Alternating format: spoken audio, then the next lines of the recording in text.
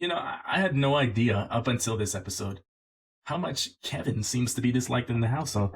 It's like I hadn't heard two words from the dude in the first three, and like every single confessional I see from somebody is like, I mean, the women especially, they're like, Kevin is so annoying. He eats all the food. He's loud. He's obnoxious. And blah blah blah blah blah. What's up, everyone? This is Classically Christian. Welcome to the channel. If you're new, if you're not new, welcome back.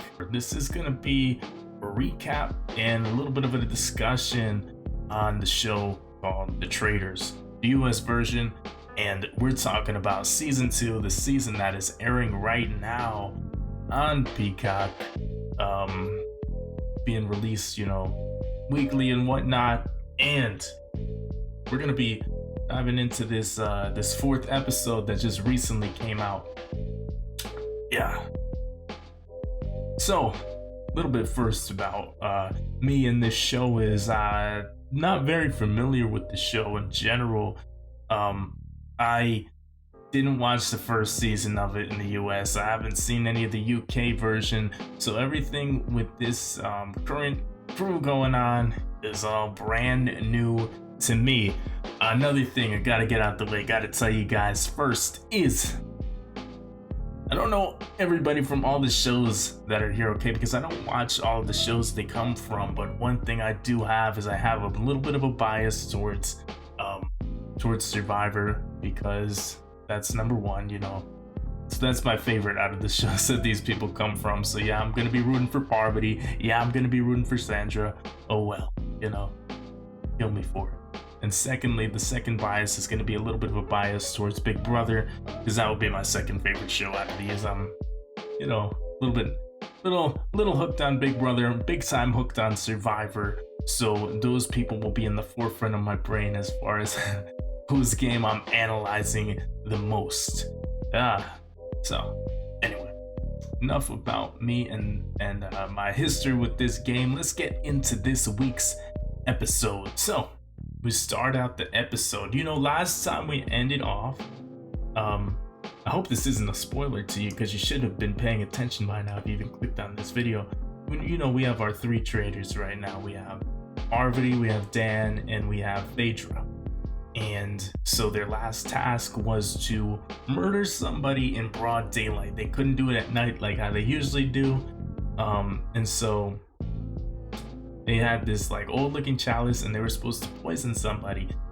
Parvati was the one that ended up with the chalice. They had discussed different names of who they wanted to take out, but the opportunity wasn't really presenting itself. And so she just kind of had to do what she had to do and take out who she had to take out. And it turns out in the, little replay, the person she ended up giving it to was Ekin-Su. Ekin-Su was one of Parvati's friends. She said this is tough for her to do, but this is game, and game is different from personal relationships. You gotta understand that when you're playing any of these types of social strategy games on television. Don't take it too personally, because they're just trying to win money like you.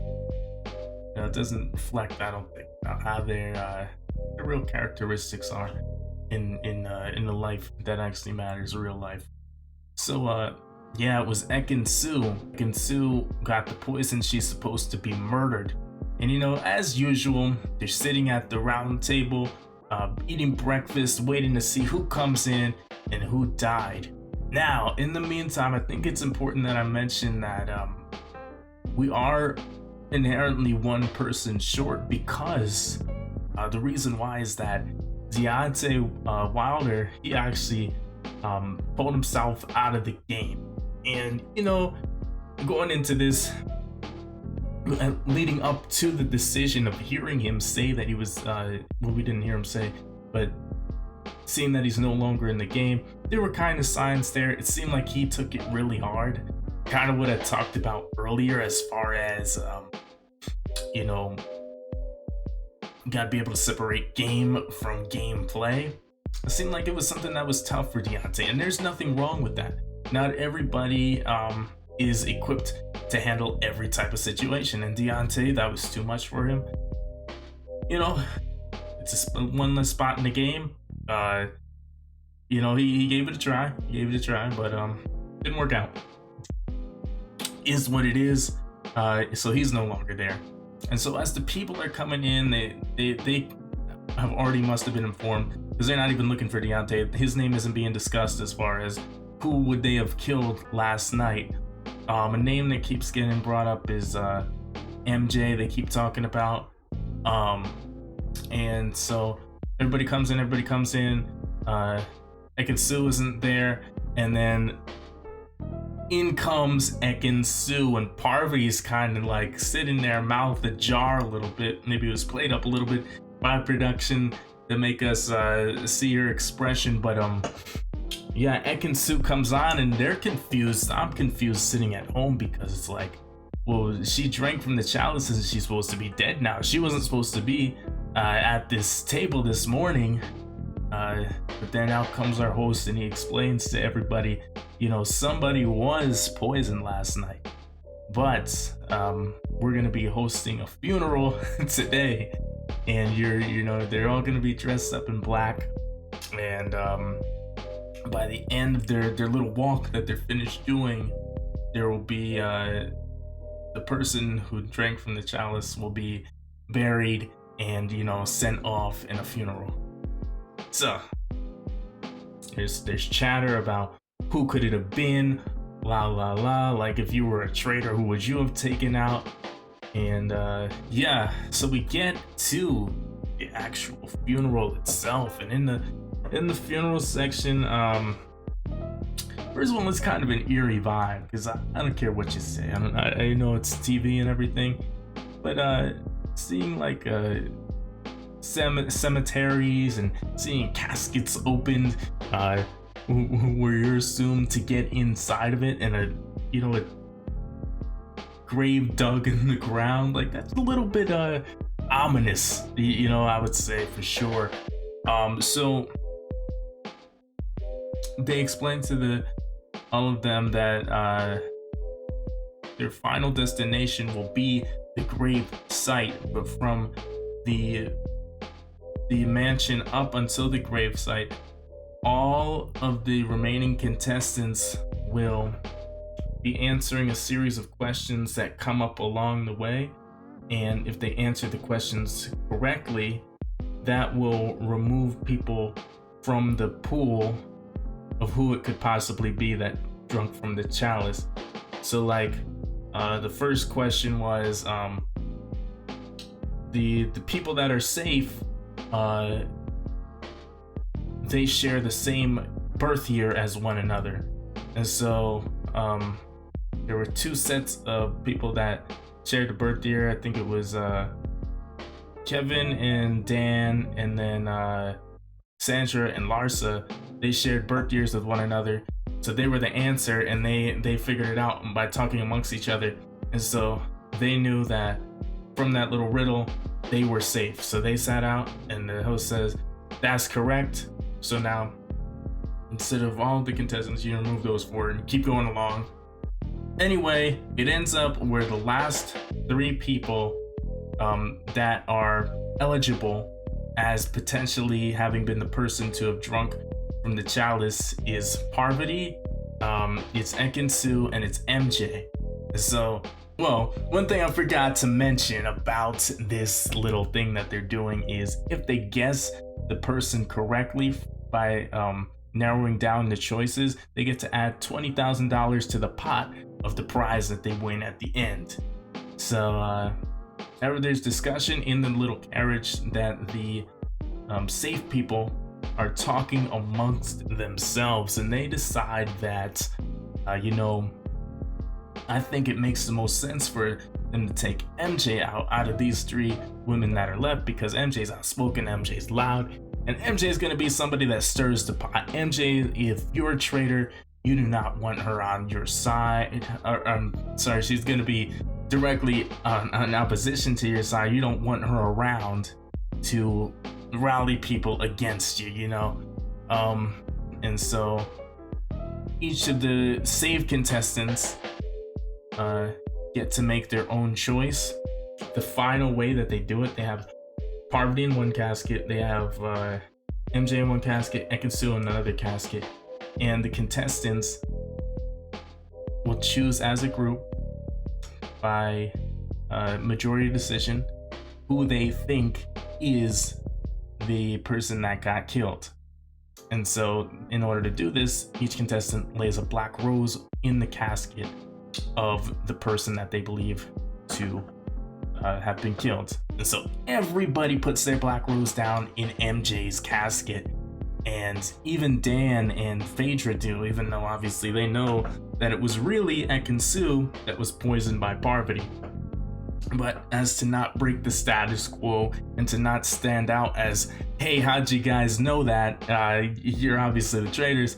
Of course, they put their black roses on MJ as well. And then right after that, our host comes in. I'm sorry, I forget the host's name. Let me look at it real quick.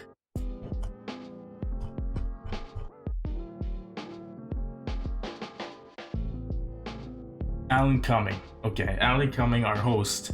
He lets us know that, doing a little bit walk around, building suspense. He says, person who was poisoned was Ekin-Su. And this is a little bit of, what's the word? I think it's dramatic irony, because it's something that the viewers, us at home, we knew exactly what was going on. We saw her drink the poison, but it turns out that, none of the contestants knew, except for the traitors, obviously. And so they all get surprised, like, wow, it was Ekin-Su. Why would it be Ekin-Su? That doesn't really make any sense. It's like, Ekin-Su is weak. Why would you choose Ekin-Su? So yeah, there's a lot of discussion about that.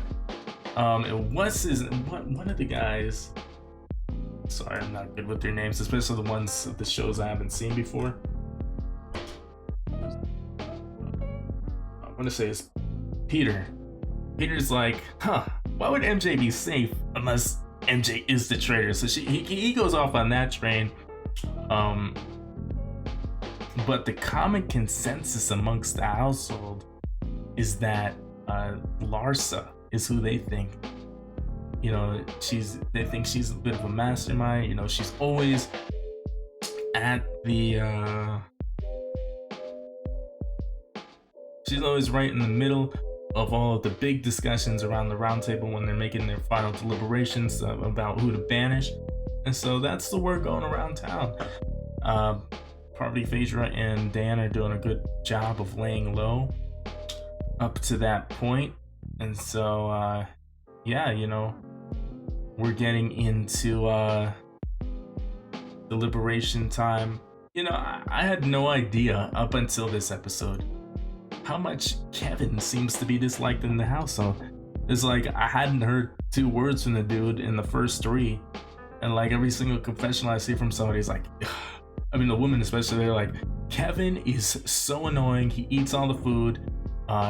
He's loud. He's obnoxious. And blah blah blah blah blah. And they don't like him, and I didn't even know about him. I don't know the show that he comes from. I think it's called Bling Empire. I do remember that coming up underneath him. But the people do not like Kevin. So Kevin's another name that's coming up. Like, yeah, let's get Kevin out here. He's probably a traitor. He's always moving around suspect, is what they say. So that's their justification for that. And we get to our round table discussion, and I believe Larsa straight away says that she thinks that the person that's doing these things is an alpha male. She really stresses alpha male. I don't know where she's getting this this logic from. Maybe it's just coming from her own personal experience. I don't know. But she's like, it's definitely an alpha male that wants to get out all the other alphas in the household. And so she thinks that it either has to be Dan or CT, and she narrows it down to CT. She thinks CT's got to be the shot caller. That's why he got out Johnny Bananas, and blah blah blah blah blah. And like, her vote is gonna be going towards CT to get him out. She brings that up at the round table. She's like, it's gotta be an alpha male that's making all these moves. She brings up CT's name. We hear Larsa's name flown around because once again she's at the she ends up in the middle of all these different discussions. Then you got Kevin's name again comes up because he's acting suspect. There was one lady that kept bringing Kevin up. Let me see what's her name. Tamra from one of the Real Housewives show. She's really convinced that it's Kevin. So we get the voting coming around. We got a vote for CT. We got a couple votes for Larsa. We got some votes for Kevin, and trying to think who else got a vote. John got a random vote. Somebody thinks that it's John. And we got MJ got one vote from Peter, because like I said, Peter was on the train that had to be MJ because MJ was the one who survived that poison, and it didn't make any sense. And then we get to Parvati's vote. And Parvati's vote kind of shows a little bit of dissension amongst the traitors, which is crazy to see. And Parvati says, she says, I've been seeing all the housewives kind of click around together, and I think that's why I think that is actually Larsa. And Phaedra kind of looks, like, oh wow, that's how we're playing. And they keep going around, and it ends up that Larsa gets the most votes, so Larsa is eliminated from the competition. But once again, like I said, there's some dissension amongst the traitors. The episode always ends with them deciding who they're going to murder next. And once they get to their little council room, the three traitors, Phaedra takes out the thing and she's straight to business. She's like, that was not cool. Why'd you do that? That was not cool. Like, I've been playing fair with you. If you want to play like that, we can play dirty. And even before that, she was talking to Sandra and all of them and saying like, I was about to write Parvati's name down when she brought up the housewives like that. So the Parvati and Phaedra right now, they're like this. They are not on the same page. Maybe they'll get on the same page. They got to decide who to kill next. I'm thinking, I don't know. You probably don't want to take out Kevin because like Kevin is a name that's always going to come up. So you can like save your butt by keeping him around. I don't know. Maybe like Peter is an easy kill. That's my thoughts on it. I think the traitors are obviously playing very well so far, but I do think that it's a game that seems to be tailored towards the traitors in general. Like, it's kind of easy for them to spread misinformation. It's harder for the loyal, not the loyals, what are they called? The faithfuls to really figure out who it is. And always end up going after each other. So there's about to be a war amongst Parvati and Phaedra, unless they can swatch this. Sandra, I think she's doing pretty well. Janelle seems to be doing well. Dan's name has come up a little bit, honestly, surprisingly. And but that's my thoughts on and just a brief little rundown of what happened this episode. So yeah, if you guys like this video, of course leave a like on it, comment down below what you thought, and click the subscribe button. I'll see you guys next time.